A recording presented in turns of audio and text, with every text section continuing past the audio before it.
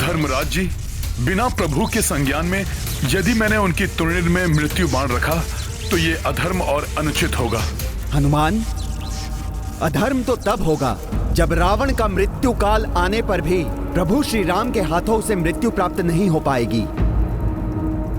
किंतु धर्मराज जी, कभी कभी बड़े उद्देश्य को पूर्ण करने के लिए छोटी छोटी भूलों की अपेक्षा करनी पड़ती है। मैं तुम्हें ऐसी ही एक कथा सुनाता हूँ जिससे तुम धर्म और अधर्म की दुविधा से बाहर निकल सकोगे। एक समय उतथ्य नाम का एक युवक था।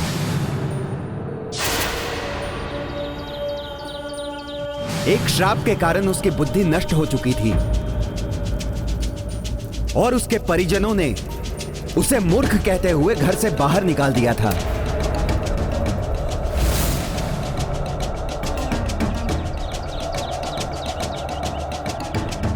भले ही उतथ्य बुद्धिहीन है, किंतु उसमें एक बहुत ही अच्छा गुण है।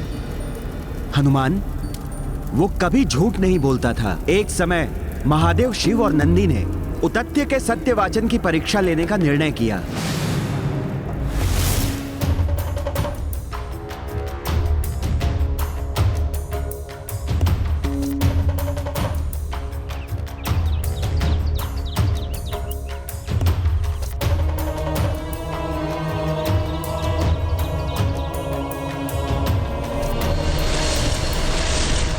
महादेव ने आखेटक का रूप धारण किया एवं नंदी हिंसक शूकर बन गए और शीघ्र ही आखेटक शिव अपना धनुष बाण लिए शूकर का पीछा करने लगे।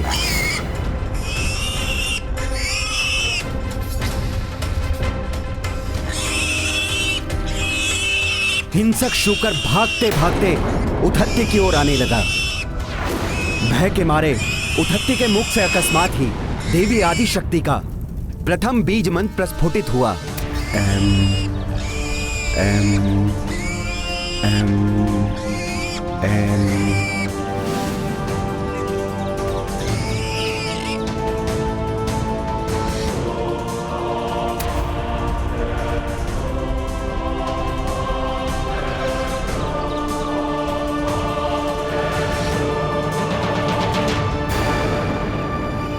हे युवक, क्या तुमने मेरे आखेट को इस ओर आते हुए देखा है? चुप क्यों हो?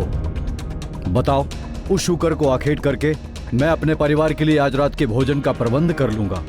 तुम्हें भी इसका पुण्य मिलेगा। बताओ, कहाँ छुप गया है वो शूकर? क्या करूं मैं? सत्य बोलता हूं तो एक जीव के प्राण की हानि होगी, और यदि असत्य बोलकर उस जीव की रक्षा करता हूं तो असत्य वाचन का दोष लगेगा। अधर्म होगा ये। फिर क्या किया उसने? उस दुविधा से कैसे मुक्त हुआ उतथ्य? बुद्धिहीन होकर भी उसने उचित निर्णय लिया।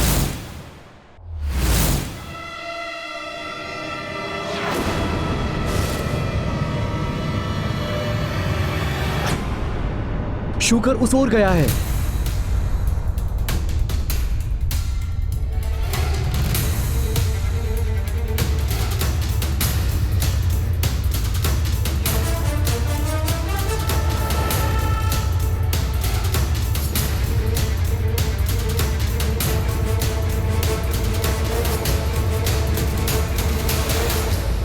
उस जीव के प्राण बचाने के लिए उतथ्य ने असत्य बोला, तब तो वो अवश्य ही भोले बाबा की परीक्षा में असफल हो गया होगा।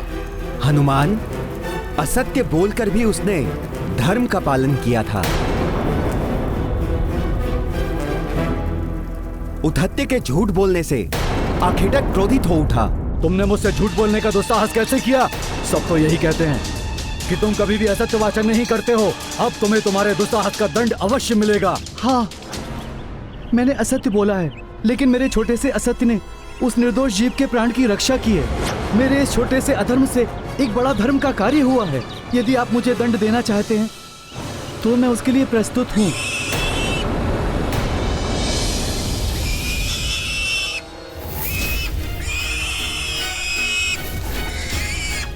ये क्या? ये शुकर यहाँ वापस क्यों आ गया?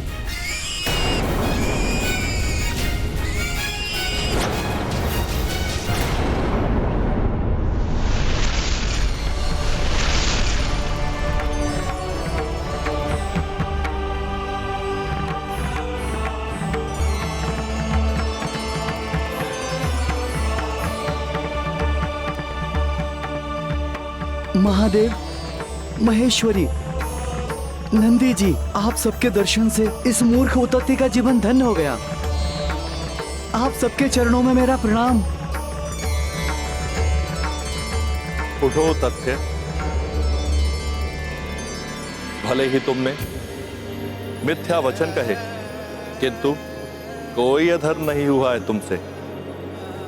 मेरी परीक्षा में सफल रहे तुम। मुझे दुविधा से उबारकर आपने मुझ पर बहुत बड़ा उपकार किया है प्रभु। तुम्हारा ये कृत्य संसार के समक्ष उदाहरण बनेगा कि असत्य संभाषण से यदि सबका कल्याण होता है तो वो असत्य धर्म नहीं होगा, और जिस सत्य से किसी निर्दोष का बुरा होता है वो सत्य होकर भी अधर्म कहा जाएगा। तुमने अपने असत्य से एक जीव की रक्षा करके यह सिद्ध कर दिया है उतथ्य कि बड़े उद्देश्य, बड़े कार्यों के लिए यदि छोटे नियम तोड़ना भी पड़े तो वो अधर्म नहीं कहलाते। मैं मूर्ख क्या जानूं माता कि क्या धर्म क्या अधर्म। मुझे जो उचित लगा मैंने वही किया। ये मूर्खता नहीं, बुद्धिमानी कहलाती है उतथ्य। और यही नहीं, तुम्हारे मुख से अनायास ही मेरे प्रथम बीज मंत्र एम का प्रस्फुटन भी हुआ है। अतः मैं तुम्हें आशीर्वाद देती हूँ कि आज से तुम मूर्ख उतथ्य नहीं, महामुनि उतथ्य के नाम से जाने जाओगे। मैं कृत हूँ माता। आप सबको कोटि कोटि नमन। तुम्हारा कल्याण हो उतथ्य।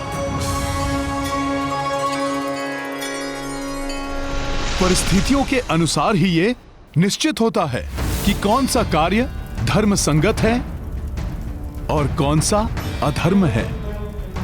अर्थात इस धरती से अधर्म एवं पाप का बोझ उतारने के लिए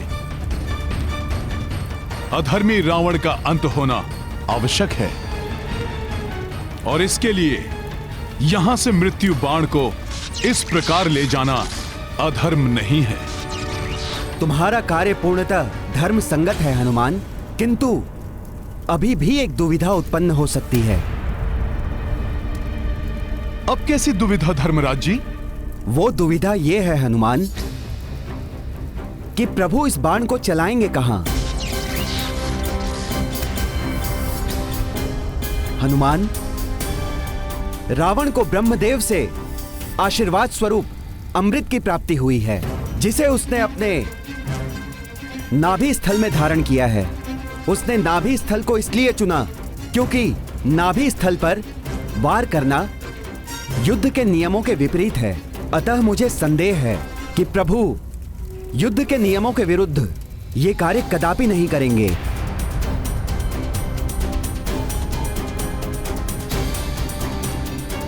फिर ऐसी स्थिति में क्या करना चाहिए धर्मराज जी? हनुमान, तुम्हें प्रभु के तुणीर में यह बाण तो रखना ही है, किंतु प्रभु जब बाण चलाएंगे तब तुम्हें इस बाण का लक्ष्य परिवर्तित भी करना होगा। प्रभु राम के बाण की दिशा को परिवर्तित करने का वचन देना होगा तुम्हें मुझे। भविष्य में मेरे आदेश पर तुम ऐसा करोगे। मैं अंजने हनुमान आपको वचन देता हूँ कि आपकी आज्ञा के अनुसार उचित समय आने पर मैं प्रभु राम के बाण की दिशा को परिवर्तित करूंगा। बाल्यावस्था में ऋषिवर अगस्त ने भी मुझसे यही वचन लिया था। ऋषिवर अगस्त को भी यह ज्ञात था कि ब्रह्मा जी से प्राप्त अमृत को रावण ने अपनी नाभि में छुपा कर रखा है। हनुमान, अब तो तुम्हारे मन में कोई संशय नहीं है ना? जब धर्मराज ने मुझे स्वयं इस संशय से निकाल लिया। ऋषिवर अगस्त ने भी मुझसे वचन लिया, तब कैसे मैं इतने महत्वपूर्ण कार्य को करने से पीछे हट सकता हूं?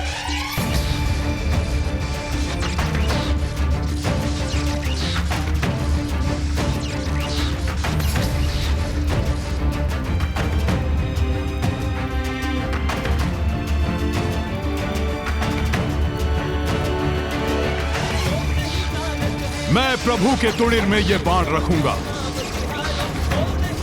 समय आने पर इसका लक्ष्य परिवर्तन भी करूंगा। अब अधर्म का नाश होगा और धर्म की विजय होगी, विजय होगी, विजय होगी, विजय होगी। मेरे प्रभु श्री राम की विजय हो, राम की विजय हो, राम की विजय हो, राम की विजय हो।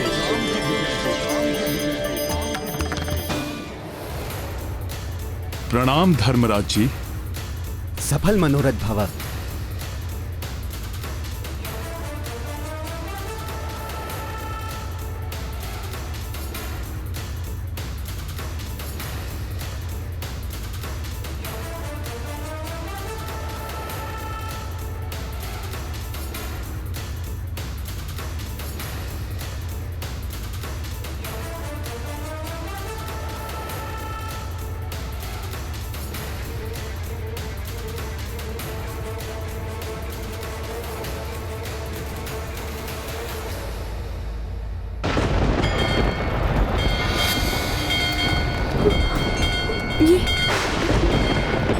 ये क्या? ये अकस्मात ही क्या होने लगा? कहीं ये किसी बड़े अशुभ का संकेत तो नहीं है? शब्द विजय पर्याय कपीसा, बल अपार मुख तेज रवीसा। रावण दुष्ट का मृत्यु बाणा, प्राप्त किए देखो हनुमाना।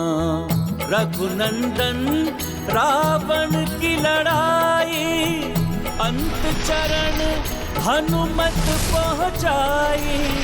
काज प्रभु के कपि किए पूरे, इनके बिना रघुराई अधूरे। की रुचिकर लीला, जय जय महाबली हनुमान।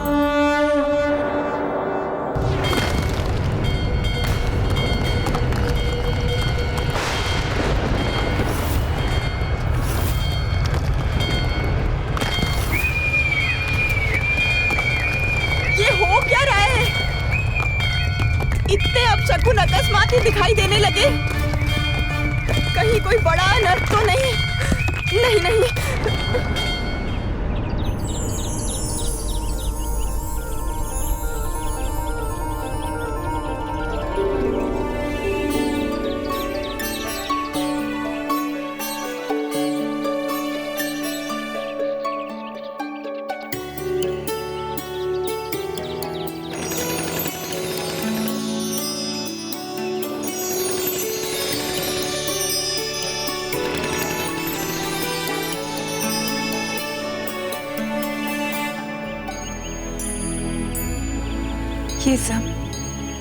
ये शुभ शकुन, आज मुझे बड़े ही सुख का आभास हो रहा है।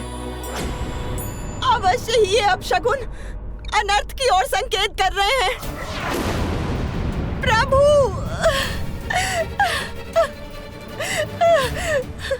प्रभु रक्षा करना मेरे स्वामी की। ये शुभ शकुन संकेत दे रहे हैं कि शीघ्र ही स्वामी अंत कर देंगे अधर्म का एवं अधर्मी रावण का। प्रभु, ये सत्य है कि मेरे स्वामी ने सदैव अधर्म का ही अनुकरण किया है, किंतु मैंने सदैव श्रेष्ठ धर्म का पालन किया है। मैं अपने धर्म की दुहाई देती हूँ प्रभु, मेरे स्वामी की रक्षा करना। मेरे सौभाग्य सिंदूर को मत उजड़ने दीजिए प्रभु। मंदोदरी, अपने सुहाग की रक्षा करना चाहती हो तो सौभाग्य की समस्त सामग्री एकत्रित करो एवं उसे किसी ऐसी सौभाग्यवती पतिव्रता स्त्री को अर्पित करो जो तुमसे या हमारे परिवार से संबंधित ना हो। कहते हैं कि यदि ऐसी पतिव्रता स्त्री सौभाग्य सामग्री को स्वीकार करके सदा सौभाग्यवती रहने का आशीष दे दे तो भाग्य का लेखा भी परिवर्तित हो जाता है। अब यही एक अंतिम उपाय शेष है, अन्यथा रावण के पापों का प्रायश्चित अब मात्र उसकी मृत्यु ही है। उनकी रक्षा के लिए मैं कुछ भी करूंगी, किंतु लंका की समस्त स्त्रियां तो विधवा हो चुकी हैं। सौभाग्यवती और हमारे परिवार की ना हो ऐसी कोई स्त्री तो शेष बची ही नहीं है लंका में। है, अभी भी एक स्त्री शेष है लंका में। कदाचित मेरे सौभाग्य से ही वो शेष बची होगी। कौन है वो? कहाँ है वो? अशोक वाटिका में, अर्थात देवी सीता।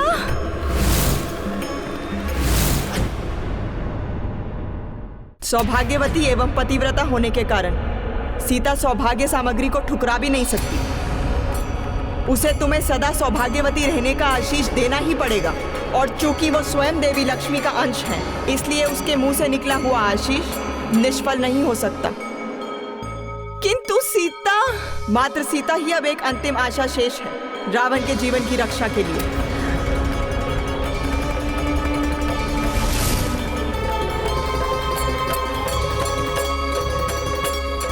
अब इस राक्षस के जीवन की कोई आशा शेष नहीं है।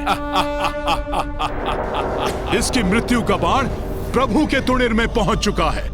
हाँ, विभीषण जी ने बताया था इसके बारे में। भ्राता लंकेश की मृत्यु का बाण स्वयं उनके पास ही है, जिसको प्राप्त किए बिना उनका वध असंभव है। मैं जानता था कि आप कभी भी प्रभु श्री राम के काज में असफल नहीं होंगे। कुछ भी करके आप मृत्यु बाण को लाने में सफल अवश्य हो जाएंगे। अब मुझे पूर्ण विश्वास हो गया है कि आज सूर्यास्त से पूर्व ही भैया राम इस मृत्यु बाण का प्रयोग अवश्य करेंगे। हाँ लक्ष्मण भैया, आज के सूर्यास्त के साथ ही पाप का साम्राज्य भी अस्त होने वाला है। नारायण नारायण। अब प्रभु के हर एक वार के साथ ही अधर्मी रावण अपने अंत के निकट पहुंचता जाएगा।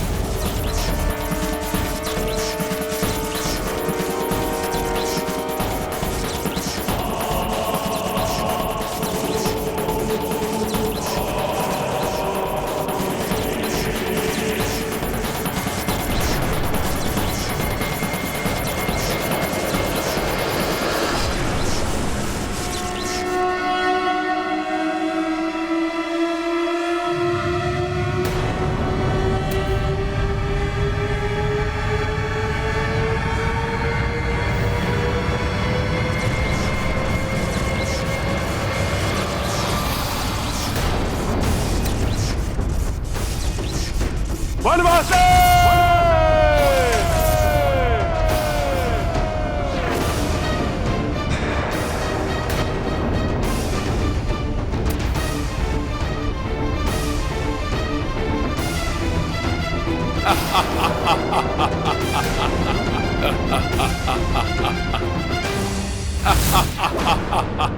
देखना, अब प्रभु निकालेंगे रावण की मृत्यु का बाण।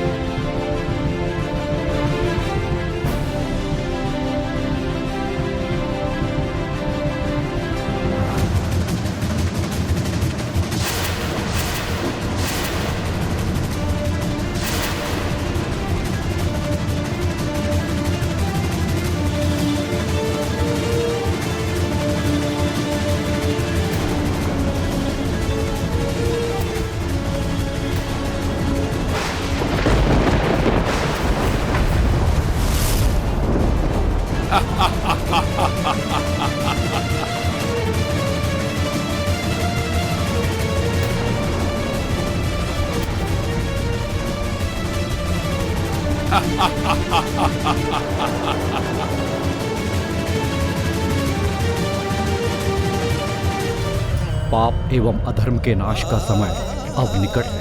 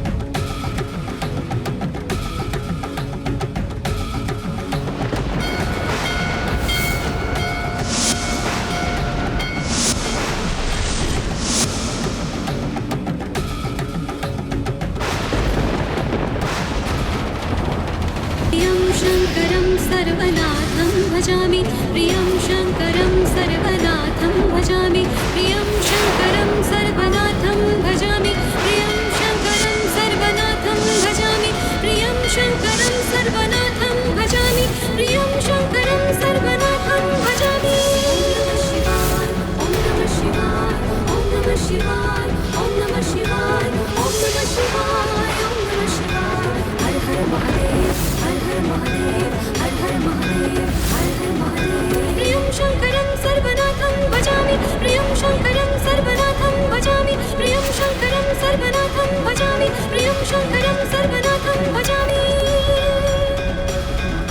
ॐ नमः शिवाय, ॐ नमः शिवाय, हर हर महादेव, हर हर महादेव। प्रियं शङ्करं सर्वनाथं भजामि प्रियं शङ्करं सर्वनाथं भजामि।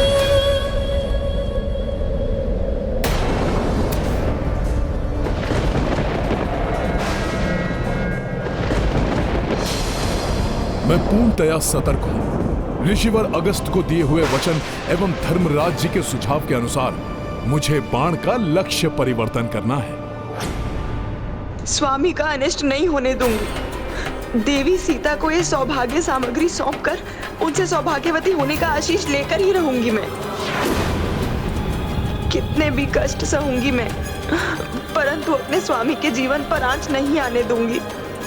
देवी मंदोदरी, उनके यहाँ आने का क्या प्रयोजन हो सकता है? नारायण नारायण। यदि प्रभु के मृत्यु बाण से प्रहार करने के पूर्व ही मंदोदरी ने देवी सीता को सौभाग्य सामग्री सौंपकर उनसे सौभाग्यवती भव का आशीष प्राप्त कर लिया तो मृत्यु बाण भी प्रभावहीन हो जाएगा। रावण की मृत्यु पुनः टल जाएगी।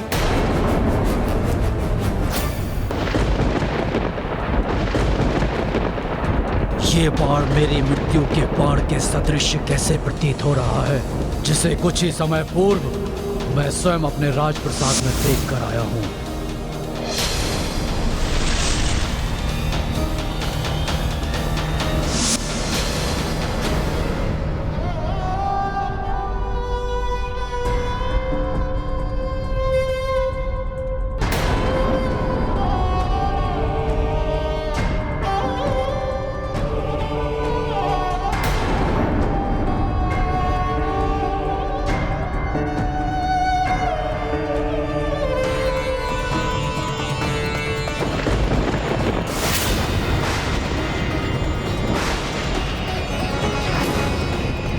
असंभव है ये, जिसे मैंने स्वयं अपने हाथों से अभी सुरक्षित किया था, वो मेरी मृत्यु का बाण इस वनवासी के हाथों में नहीं।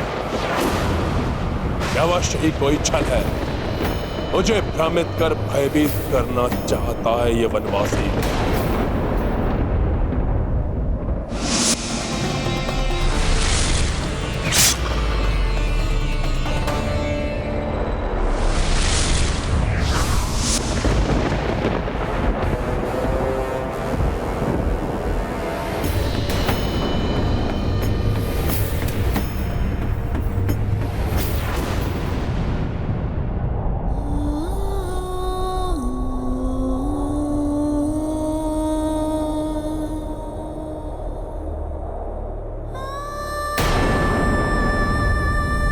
देवी,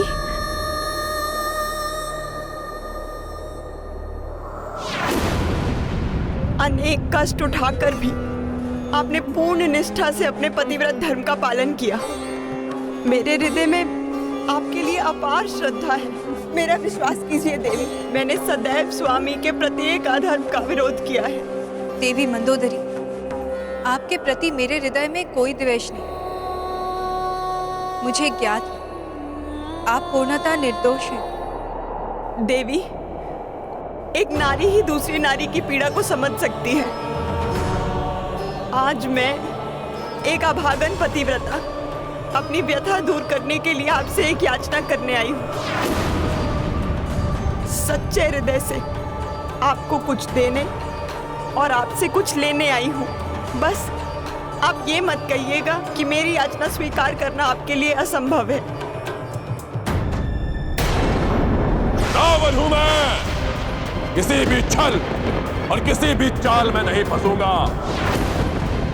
इससे पूर्व ये वनवासी कोई चतुराई दिखाए, उसके पूर्व ही मैं अपने सबसे घातक आसुरी अस्त्र का प्रयोग करूंगा।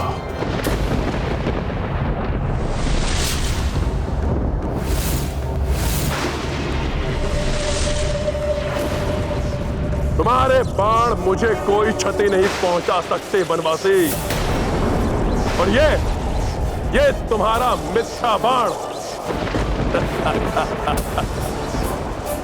मेरा कुछ भी नहीं बिगाड़ सकता। इसकी मृत्यु इसके समक्ष खड़ी है, परंतु अहंकार से ढके इसके नेत्र इसे देख नहीं पा रहे। प्रतीत होता है अब ये आवरण प्रभु के हाथों इसकी मृत्यु के उपरांत ही हटेगा। देवी, मुझे पूर्ण विश्वास है कि एक सुहागन होने के नाते आप ये सौभाग्य सामग्री अस्वीकार नहीं करेंगी, और रीति अनुसार आपको मुझे सदा सुहागन रहने का आशीष देना ही होगा।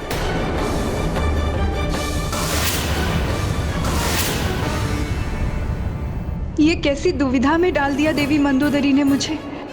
मैं एक पतिव्रता सुहागन सौभाग्य सामग्री स्वीकार करने से मना नहीं कर सकती, परंतु धर्म और अधर्म के युद्ध में मेरे स्वामी मंदोदरी के पति से ही युद्धरत हैं, इसलिए उनकी इच्छा पूर्ण भी नहीं कर सकती मैं।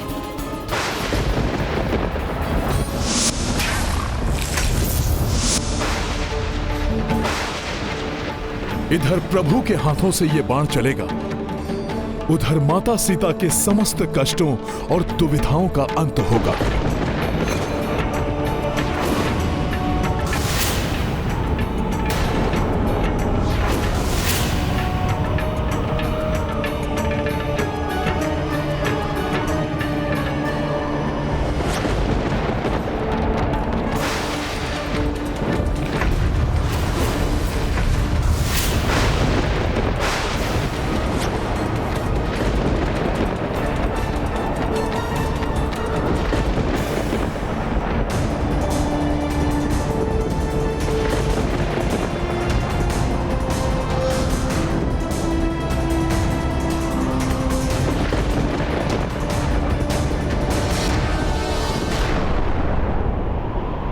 अपने दुष्कृत्यों से धर्म का नाश करने वाले रावण अब तुम्हारे सर्वनाश का समय।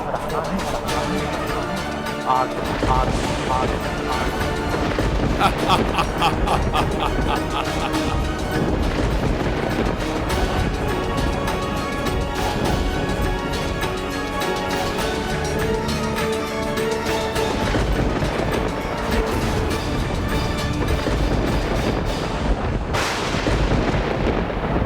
प्रभु इस मृत्यु के बाण से इस दुष्ट का अंत कर पृथ्वी को इसके पापाचार से मुक्त करेंगे।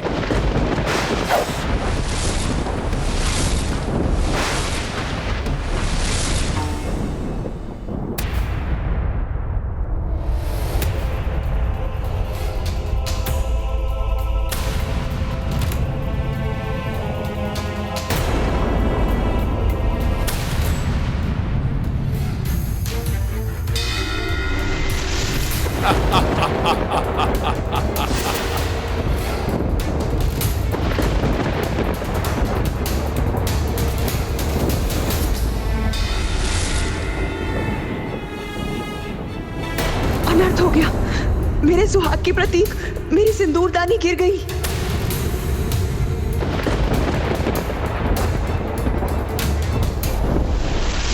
यदि ये मेरी मृत्यु का बाण है भी तो ये मेरे शरीर के उचित स्थान पर लक्षित ही नहीं है।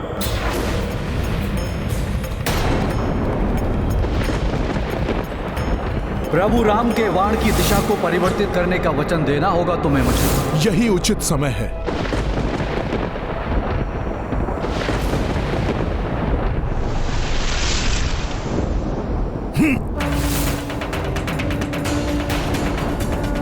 नहीं बिखरने दूंगी सिंदूरदानी में संचित सिंदूर को, नहीं मिटने दूंगी अपने सुहाग की निशानी को मैं।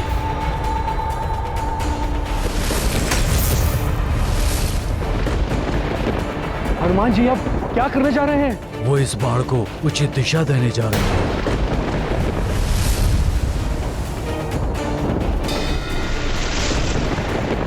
यदि हनुमान ने इस बाण को स्पर्श किया तो वो रावण वध में सौभाग्य बन जाएगी, जिससे प्रभु के एकाकी लड़ने का वचन खंडित हो जाएगा। बिना इसका स्पर्श किए इसके लक्ष्य में परिवर्तन करना होगा मुझे। युद्ध नीति में बंधे रघुराई, नाभि पर ना बाण चलाई।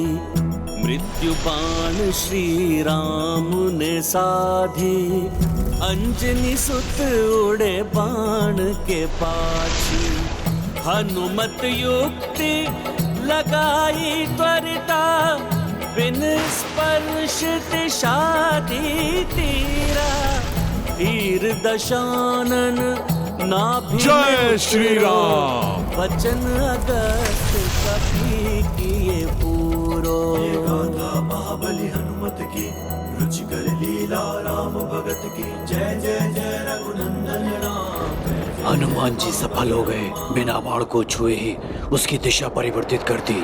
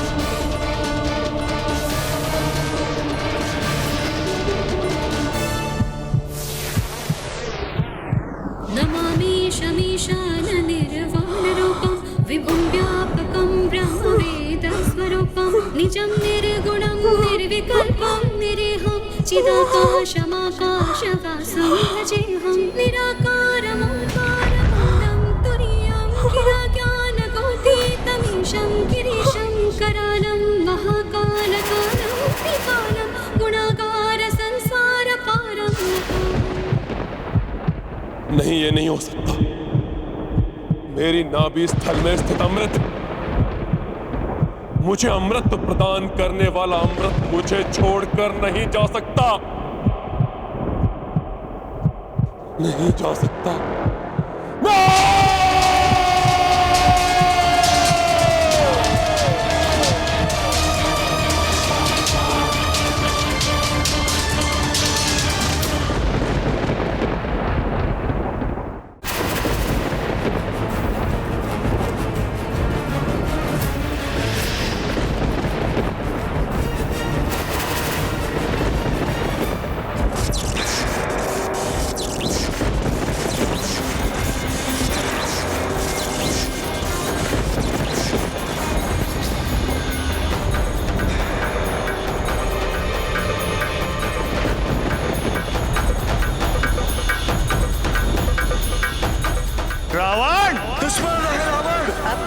मृत्यु तुम्हारे निकट पहुंच चुकी है।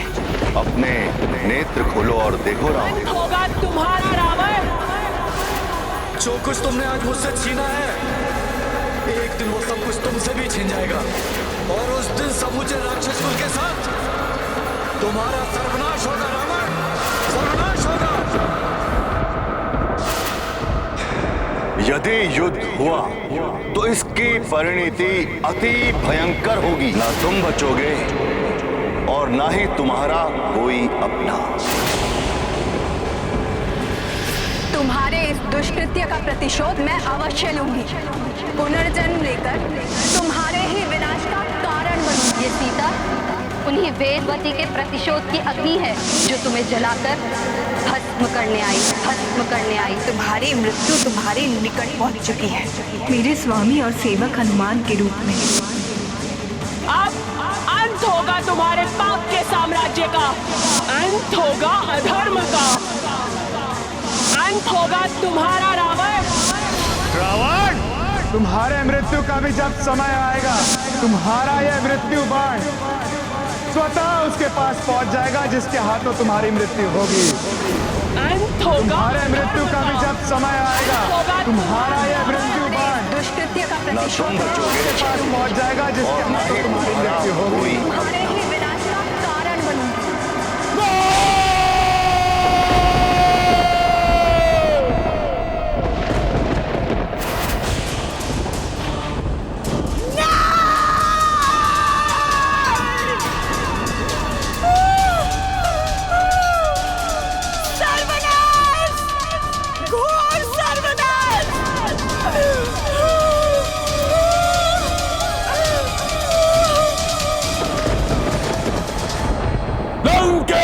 रावण हूं मैं,